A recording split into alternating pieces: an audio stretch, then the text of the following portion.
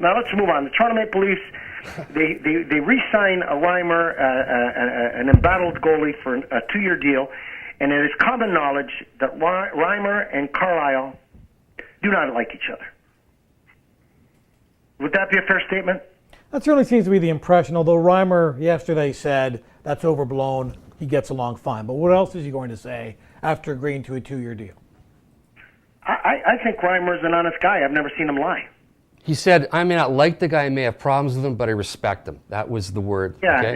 That sounds much more like him because he doesn't lie. I've had the chance to interview him. He's a very, very upstanding, great human being. And, the reason I brought this up is because I don't think he's got nothing to worry about because I don't think Randy Carlyle is going to make it out of the gate. Don't forget, James Reimer is a Mennonite, and there's nothing wrong with that, but it shows you the quality of the character. Mm-hmm. He's a hard worker, he believes in what he believes in, loves his family, he's a great guy. So he doesn't lie. They don't believe in it, right? Right. They don't believe in it, and I think it's very good. What you said, Perry, because that's exactly what I thought he would say. And you're taught at a young age when you're playing hockey to respect your coach. You might not like him, but you're taught to respect your team, and you play for your team. And that's the stand-up guy. I'm a big fan of Reimer. I think, in my personal capacity to understand a goalie, I don't think he ever recovered after that concussion, that vicious elbow he took to the head, Montreal player who skated through. Gianta. Yeah, Gianta. I don't think he ever recovered. I think he was concussed when he came back, and I think he lost his confidence. But up until that, Reimer was the real deal, in my view.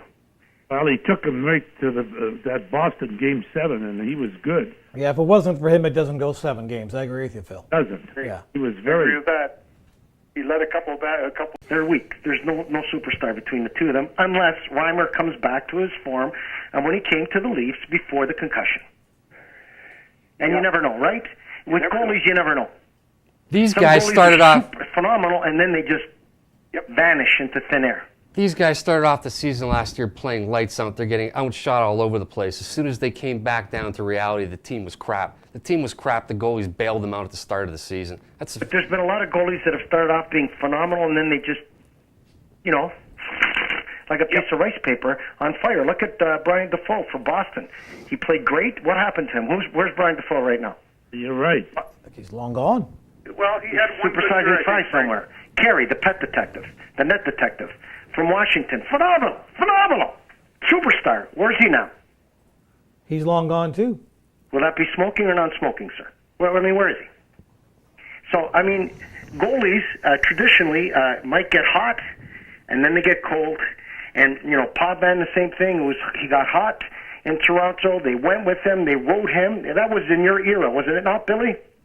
Well, yeah, he was a guy that we thought could carry us, but there were people in the organization that felt differently. And I wasn't. Well, they thought he had a 5-hole bigger than a train station. So, anyways, my point is this.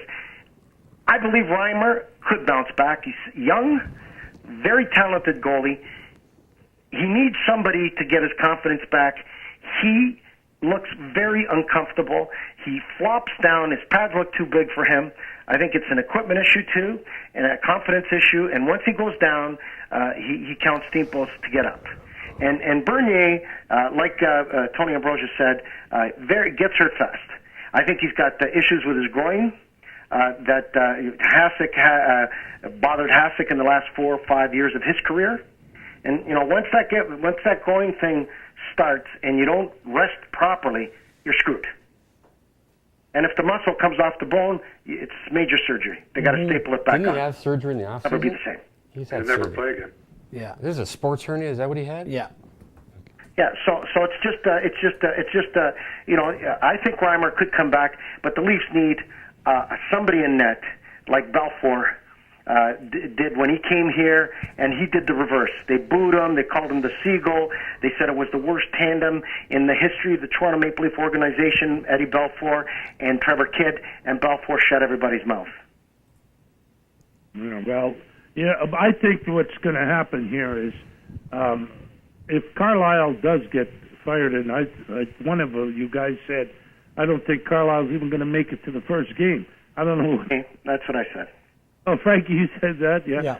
But if and when he is fired, the coach that comes in is going to be a different kind of guy. And if Vernier Vernier's going to be your number one. He knows it. Reimer knows it. Everybody knows it, okay? And so if Reimer can play 25 or 30 games and get paid $2.3 million for that, Correct. I would take the fucking money and shut my mouth. Yeah, And I think he's done that, or he wouldn't have taken a deal. And you're bang on, Phil. I think you're accurate. He knows he's going to be the number 2 guy. And usually guys like Reimer, who are number 2 guys, fight like a dog to try to be the number 1 guy. And if you're the Toronto Maple Leafs, you're spending $2.9 million on Bernier this year, $2.3 on Reimer. That's $5.2 million on goaltending. That's far less than what Carey Price is making, Henrik Lundqvist is making. I'm not saying those two combined are as good as a Lundqvist or a Price or whoever, but I don't think it's bad bang for your buck if you're the Maple Leafs to have those two guys as your 1 and 2 goalies. I think you're 100% accurate on that one, Tony. I think they got a deal. They got 2 guys. They're going to fight with each other. They're young guys, right? And then they can always look for a Price or somebody of that magnitude, somebody who is a game sever. You're talking about a game sever. You know, a guy like a young Marty Brodeur, right? Guys, a Jaguar, a young Jaguar, guys who really steal the game.